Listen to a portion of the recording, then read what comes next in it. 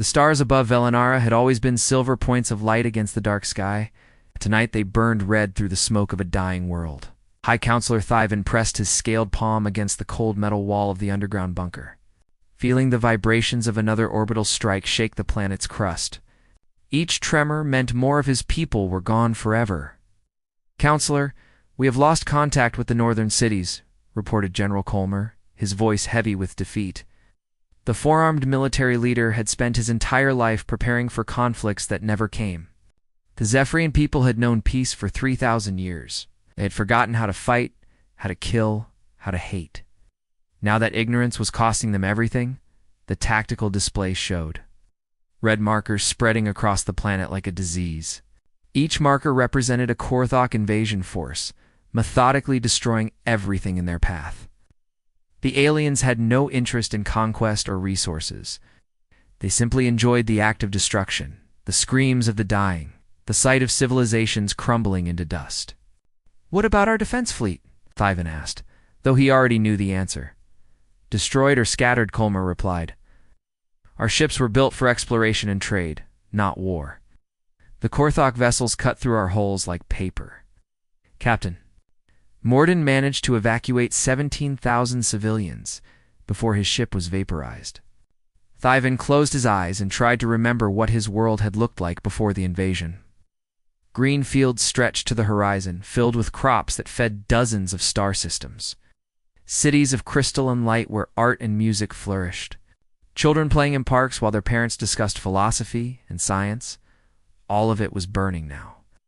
"Sir, we are receiving reports from the outer colonies," announced Communications Officer Zillaneth, her voice trembling. "Kantara Prime has gone silent. The Korthok fleet there has moved on to the agricultural worlds. They are not taking prisoners." The word genocide hung unspoken in the air. 3 worlds had already fallen completely. The lucky ones had died quickly in the initial bombardments. The unlucky ones had been captured alive and used for entertainment before their eventual deaths. The Korthok had broadcast some of these sessions across the communication networks, making sure every Zephyrian understood what awaited them.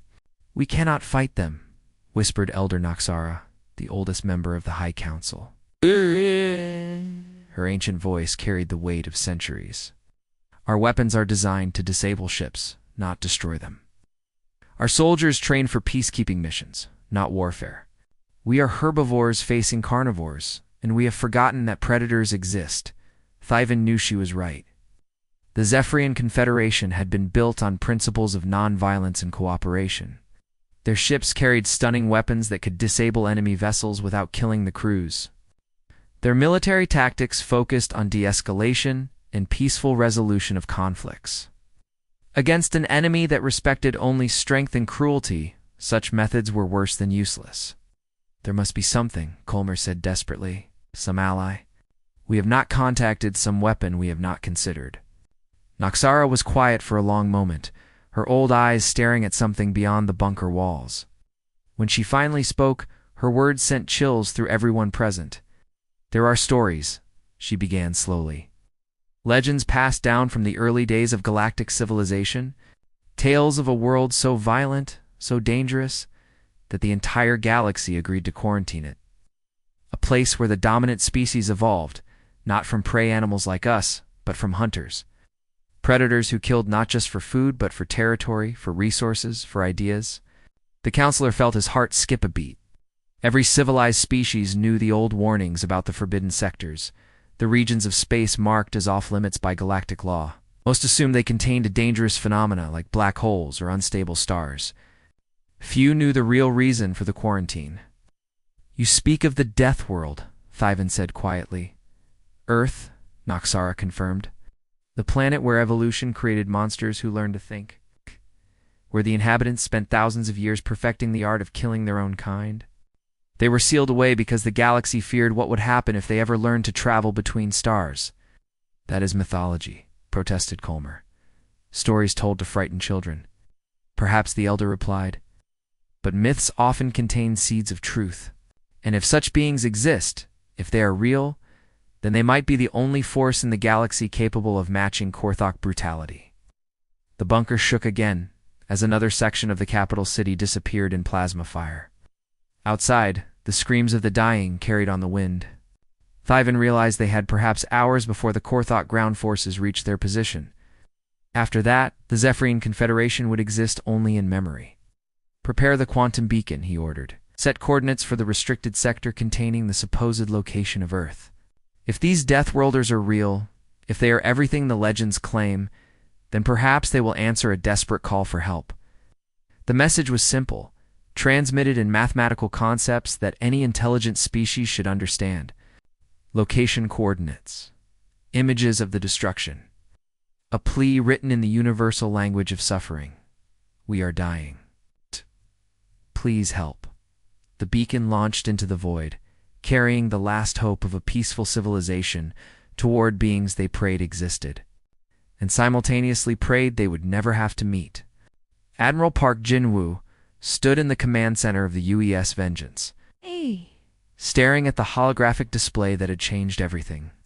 The alien signal floated in the air before him, its mathematical patterns and emotional plea translated into Korean text. 3 days had passed since the message arrived, and Earth's governments were still arguing about what to do. Sir, we have another update from Earth's command, reported Communications Officer Lee Min-ho. The young officer looked tired. He had been working around the clock trying to decode more information from the signal. The president wants to know if we can confirm the aliens are really under attack. Jin-woo rubbed his temples. Politicians always wanted proof before action, but sometimes you had to act on faith alone. The images embedded in the signal showed burning cities and fleeing civilians. Either these aliens were the best actors in the galaxy, or they were dying while Earth debated. What does our analysis say about their technology? He asked. Captain Kim Soo-yang stepped forward with her datapad.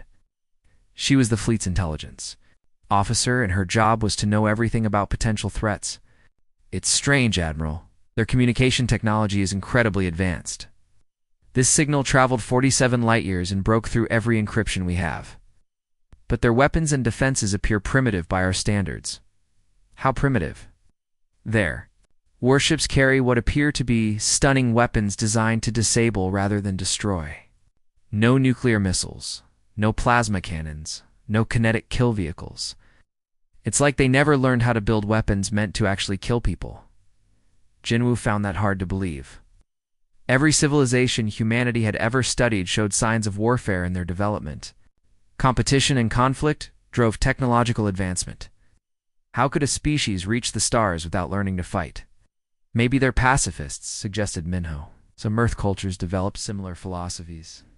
Pacifists don't survive.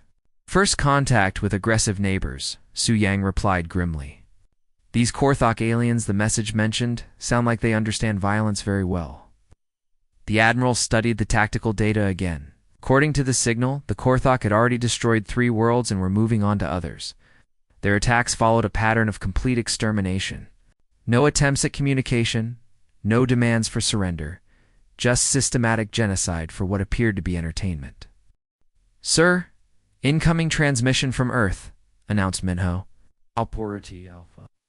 The holographic display shifted to show Fleet Admiral Chang Min-soo, head of Earth's Combined Defense Forces. The older man looked grim as he delivered his message. Admiral Park, the Global Council has reached a decision. You are authorized to respond to the alien distress call with full military force. This represents humanity's first official contact with extraterrestrial intelligence, and we will not allow it to be remembered as the moment we turned our backs on those who needed help. Jin-woo felt relief wash over him. He had been prepared to disobey orders if necessary, but now he had official permission to do what felt right. What are our rules of engagement, he asked. Protect the civilians, stop the aggression, but avoid unnecessary casualties if possible. Remember that the galaxy will judge humanity based on your actions. Show them who we really are. The transmission ended, leaving Jin-woo alone with his officers and the weight of representing his entire species.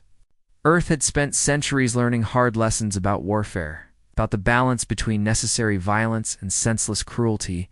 Now they would teach those lessons to the stars. Min-ho, send word to all ship commanders. We deploy the 3rd Expeditionary Fleet in 6 hours. Full battle configuration. Sir, that's 12 dreadnoughts, 36 cruisers, and over 100 support vessels, Su Yang noted.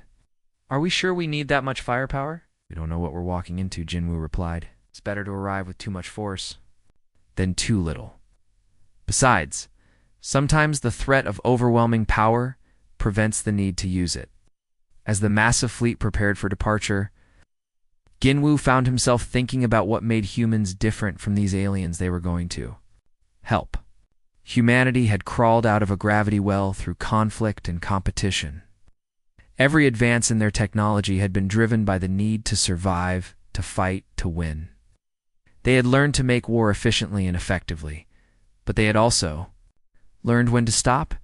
The Zephyrians sounded like they had never learned to fight at all.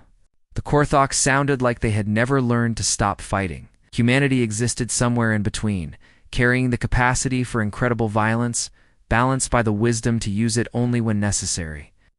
Admiral, all ships report ready for FTL. Jump, announced the helm officer. Jinwoo took one last look at the star charts showing their destination. 47 light-years away, aliens were dying while calling for help from beings they had never met. In 2 weeks, they would have their answer. All ships jump on my mark, he commanded. Let's go save some lives. The human fleet disappeared into hyperspace, carrying with it the hopes of one species and the doom of another. Neither the Zephyrians nor the Korthok had any idea what was coming their way. They were about to discover why Earth had been quarantined, and why sometimes the most dangerous predators made the most reliable protectors. The Deathworlders were coming, and the galaxy would never be the same. The human fleet dropped out of hyperspace at the edge of the Velanara system, like ghosts materializing from the void. Admiral Park Jinwoo watched through the main view screen as his sensors painted a picture of ongoing slaughter. Korthok warships hung in orbit around the blue-green planet, their weapons systematically destroying cities that had stood for millennia. Tactical report, he ordered calmly. Lieutenant Choi Yoonji studied her displays with professional interest. 17 Korthok. Vessels in bombardment formation, or not even maintaining defensive positions, sir? No screening ships, no patrol routes, no contingency formations. It's like they've never fought anyone who could fight back. Through the bridge speakers came the translated communications from the planet's surface. Zephyrian voices begged for evacuation ships that would never come, reported casualties that climbed into the millions, and sent final messages to loved ones they would never see again. Oh. The sounds of a civilization dying. Sir, we're receiving a transmission from the planet, reported Lee Minho. His voice carried a note of wonder. It's addressed to the legendary Deathworlders from the Forbidden Realm. On the main screen appeared the face of High Counselor Thyvan, his scaled features marked by exhaustion and desperate hope. When he spoke, his words were translated into clear Korean. Unknown vessels, I am Thyvan of the Zephyrian Confederation. We sent the distress call in desperation, not truly believing anyone would answer. If you are real, if you have come to help us, please know that our entire species will be forever in your debt. Jinwoo studied the alien's face and saw something familiar there despite the reptilian features. Fear, hope, and the kind of exhaustion that came from watching everything you loved burn around you. It was an expression he had seen in human refugees. During Earth's last great wars, open a channel to all vessels in the system, he commanded. All frequencies. When Minho nodded, Jinwoo spoke with the authority of someone accustomed to being obeyed. This is Admiral Park Jinwoo of the Human Defense Fleet. To the Zephyrian forces. We have received your distress call and are here to assist. To the attacking vessels, you will cease all hostile actions immediately and withdraw from this system.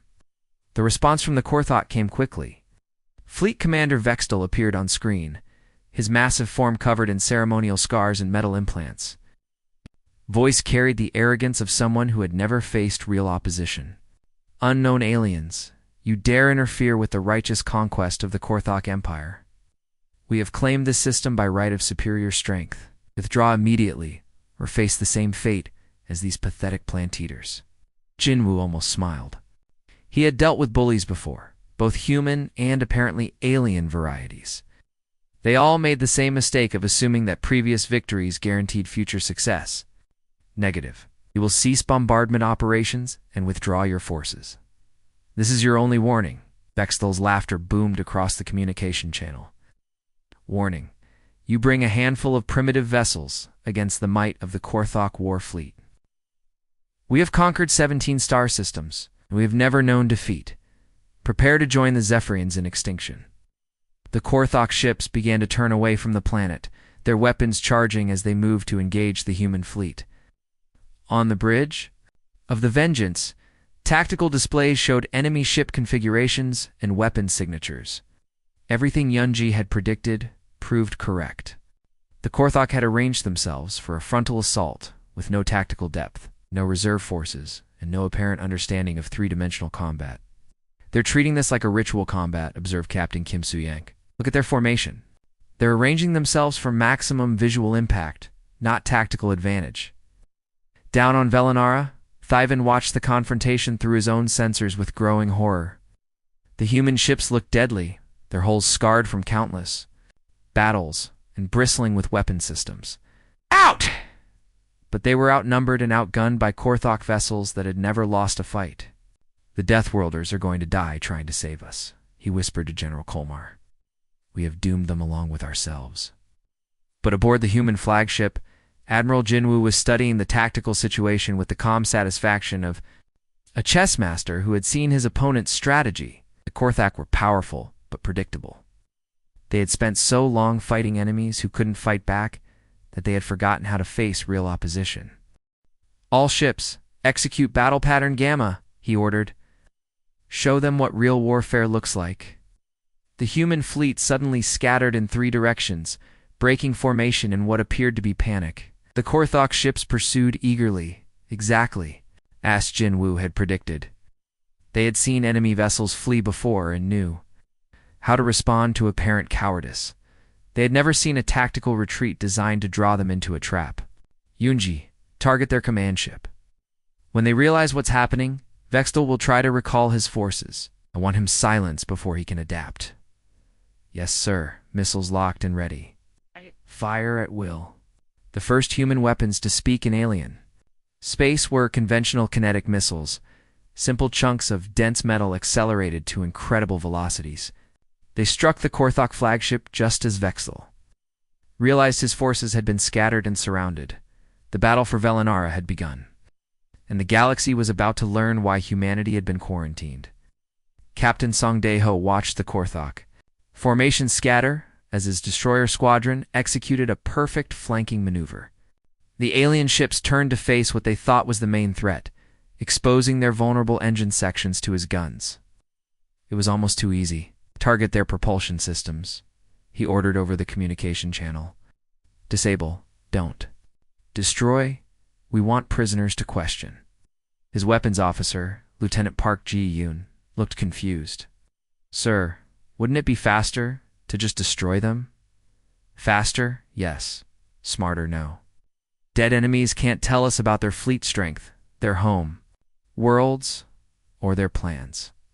The concept of interrogating prisoners was apparently foreign to both sides of this conflict.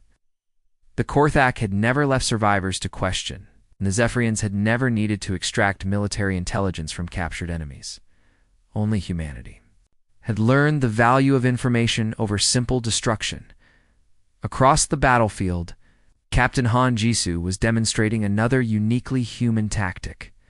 Her cruiser group had executed what appeared to be a panicked retreat, drawing a quarter of the Korthok fleet away from the main engagement. The alien ships pursued eagerly, expecting an easy victory over fleeing cowards. They flew directly into the missile swarm that Commander Yang Hiren had been preparing for the past 10 minutes. Missiles away, Hiren reported calmly as her corvette, Relentless, unleashed its entire payload. 48 birds in the air, all targeting engine and weapon systems, of course. The Korthok ships had no point defense systems. They had never faced an enemy that attacked from beyond visual range. Their shields were designed to stop the stunning weapons used by civilized species, not the kinetic penetrators and plasma warheads that humans had perfected through centuries of warfare. Fleet. Commander Vexal watched his formation crumble. With growing disbelief, these unknown aliens fought like nothing he had ever encountered. They used deception, coordination, and tactical thinking that seemed to border on precognition. Worse, they showed mercy to defeated enemies, a concept that filled him with superstitious dread. All ships concentrate fire on the largest enemy vessel, he ordered desperately. If we can destroy their command ship, the rest will flee in panic. It was exactly the response Admiral Jinwoo had expected. The Korthok understanding of warfare was limited to direct confrontation and shows of strength. They had never learned to adapt to changing circumstances or unexpected tactics. "Sir, multiple Korthok ships are converging on our position," reported Lieutenant Choi Yoonji. "They're ignoring our other vessels to focus on the Vengeance Perfect. Signal Captain Kim to begin Phase 2. Suyoung's task force had been waiting. In the shadow of Velinara's largest moon, invisible to Korthok sensors, the enemy ships committed to their attack on the flagship. Her vessels emerged from concealment and struck at the Korthok rearguard. The aliens found themselves caught between two forces, unable to retreat or advance effectively. Their rigid command structure began to break down as individual ship commanders received contradictory orders from their superiors. But the moment that truly broke Korthok morale came when Commander Yang Hyren made a decision that would be remembered. Throughout galactic history, relentless to all ships, she announced over the communication channel, "I'm going to ram the Korthok flagship. All crew, prepare for emergency evacuation." The bridge of the Vengeance fell silent as everyone processed what they had just heard. Ramming attacks were desperate measures used only when no other options remained. But Hyren wasn't desperate. She was calculating. "Hyren, what are you doing?" demanded Captain Song over the channel. "Winning the war," she replied calmly. "The Korthok flagship is their command and control center. Without it, their formation will collapse. My ship is the fastest and most maneuverable. I can reach ramming speed before they can bring their main guns to bear. You'll be killed." "No, I won't. Watch and learn." The Relentless accelerated toward the massive Korthok dreadnought while ejecting escape pods from its launch bays. These weren't ordinary evacuation pods. They were armed boarding craft, each carrying a squad of human marines equipped for zero-gravity combat. As the corvette struck the alien flagship's hull, the boarding pods penetrated the breach and deployed their occupants inside the enemy vessel. Within minutes, human soldiers were fighting their way through corridors that had never been designed for internal defense. The Korthok crew found themselves facing opponents who excelled at close-quarters combat, who could fight effectively and damage ships with failing life support, and who somehow knew exactly where to strike to disable critical systems. "Flagship Torvik is reporting internal breaches," announced a Korthok communications officer, his voice filled with panic.